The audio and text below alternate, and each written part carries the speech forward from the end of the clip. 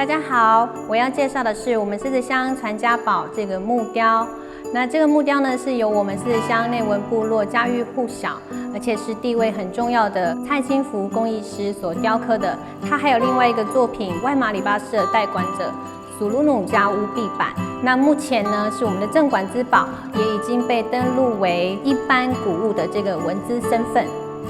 蔡金福工艺师技巧以浮雕技巧闻名，他呢很习惯在山里面寻找素材，然后就依据素材的原型来去创作，所以他的创作品都是非常的浑然天成，然后栩栩如生。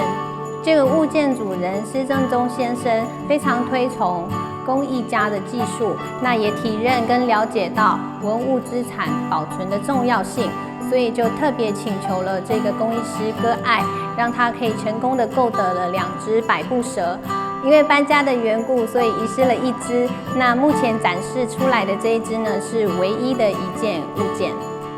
这个百步蛇呢，作品就呈现一个精炼细致、朴实无华的这个风格。虽然有一点点的受损，